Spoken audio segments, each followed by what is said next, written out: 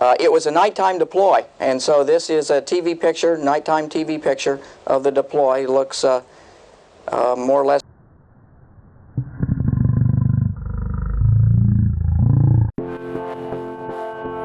It's one of the best-kept secrets of space science. It's one of the best-kept secrets of space science. It's one of the best-kept secrets of space science.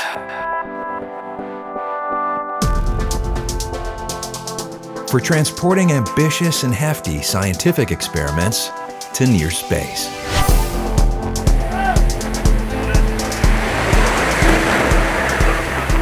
Though they're not as flashy or headline-grabbing as rockets.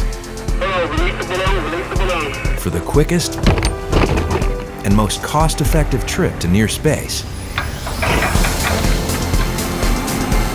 they are the time-honored gold standard.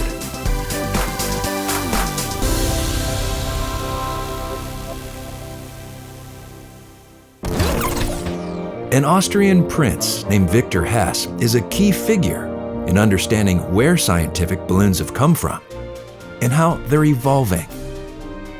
Hess loved hot air balloons and physics.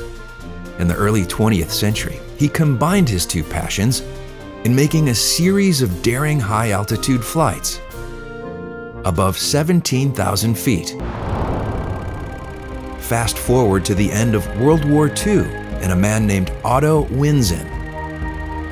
He devised a way of sealing thin polyethylene film with load-bearing tape. His helium-filled balloons made it possible to fly very large and heavy payloads. And he got a patent on that in 1950. And those early balloons were so large, they didn't have any way to launch them, except they actually launched them from aircraft carriers. Modern scientific ballooning was born. The first spacesuits and other pioneering technologies designed for the space program were flown and tested on high-altitude scientific balloons. Winsen's balloon became a workhorse for carrying large scientific payloads to the edge of space. These balloon-based experiments began to train generations of young scientists. And new super-pressure technology, along with sub-arc-second pointing capability, put scientific balloon performance on par with satellites. Put scientific balloon performance on par with satellites. Put scientific balloon performance on par with satellites. Hello, release the balloon, release the balloon.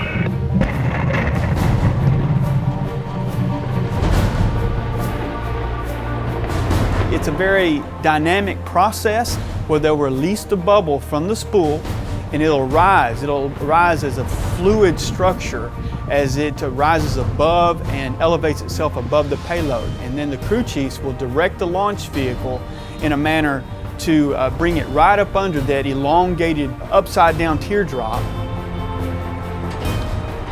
The 10 seconds at that moment is what makes the whole year and the whole preparation for everybody. That's one of the biggest challenges that I like.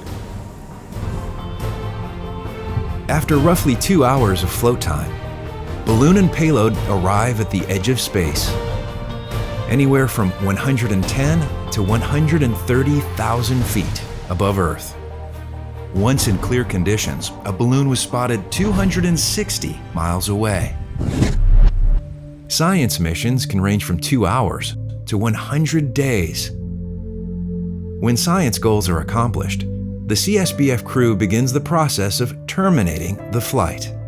We typically file what we call a prior to descent notice with the FAA, kind of let them know that we're thinking about terminating about an hour prior to a certain specified time.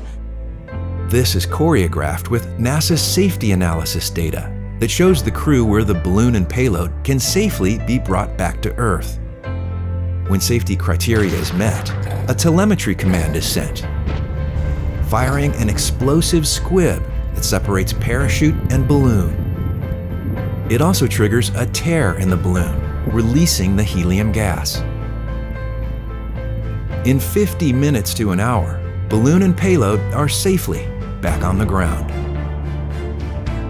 So we recover both items because we don't want to leave a footprint of NASA having been there. Because we don't want to leave a footprint of NASA having been there. Because we don't want to leave a footprint of NASA having been there. We take everything that we drop in out.